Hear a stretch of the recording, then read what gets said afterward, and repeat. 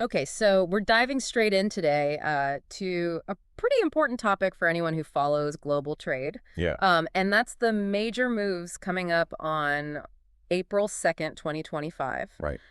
We've gone through a ton of different sources to get a clear picture of what to expect and what it all means. Definitely. You want to make sure you have all the key info without, getting lost in all the details. Exactly. April 2nd is going to be a big day. Yeah. It marks the start of the reciprocal tariffs.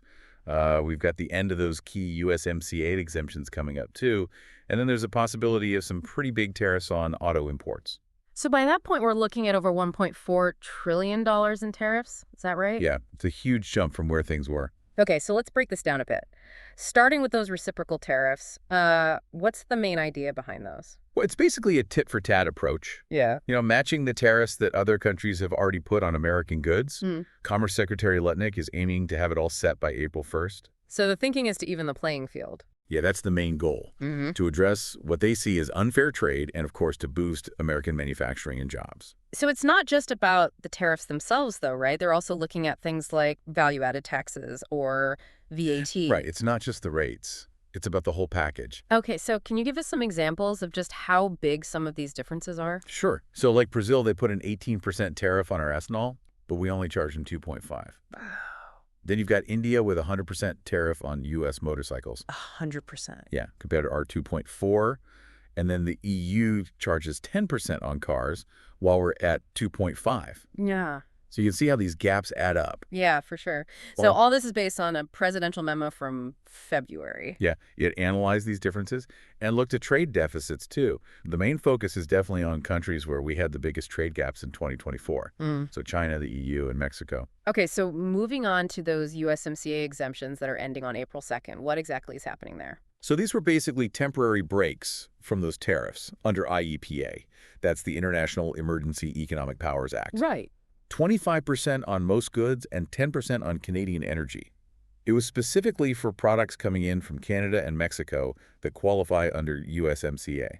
So like a way to soften the blow during the transition? Yeah, exactly. Yeah. The idea was to give the auto industry some breathing room, but now that's going away, which means things could get a lot more intense, a lot faster.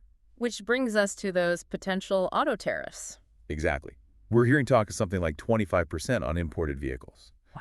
And with those USMCA exemptions gone, it's a big problem for the whole North American auto industry. It's so interconnected. For sure.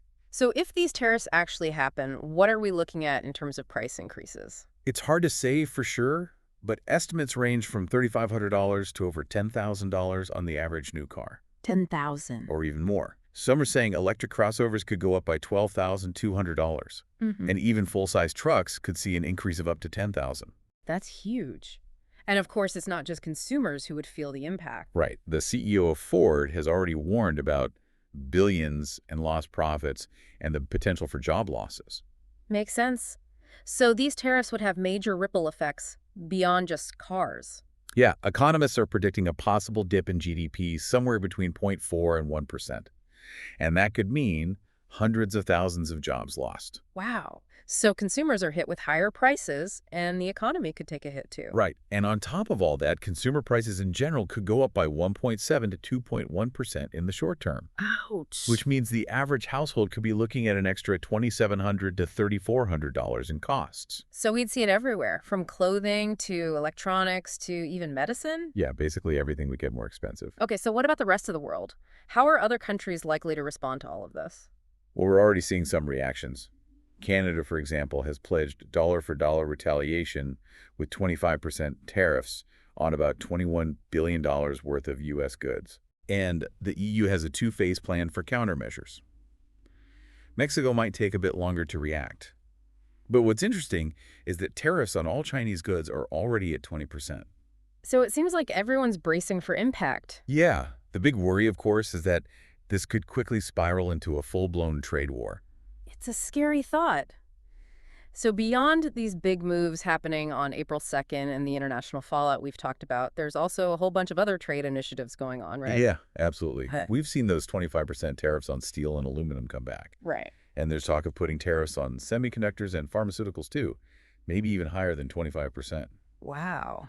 Plus, there are investigations happening into timber and lumber imports. Yeah. There's going to be a review of the USMCA too, and a continued focus on the China Phase 1 agreement. So a lot of moving parts. Yeah. And on top of that, there are objectives around reforming the WTO. And then there's this suspension of the de minimis exemption for some countries. Remind me what that is again. Yeah, so that's the rule that allows low-value shipments to come in without duties. So suspending it means that even small cross-border transactions are going to be affected. Oh, I see. So it seems like the big picture here is really about building this production economy and putting America first. Yeah, that's the main idea behind all of this. Okay, so to sum it all up, April 2nd, 2025 is looking like a huge turning point for global trade.